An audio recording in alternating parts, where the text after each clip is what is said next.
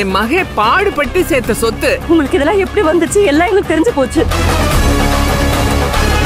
என்ன சொல்ல வர? இந்த குடும்பத்துல ஒரு பெரிய உசுறு போகுதுப்பா.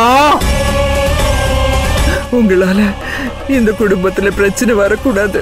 நான் என் மகன் கிட்ட பேசுறேன். இனிமேல் மன்னிக்க மாட்டோம்.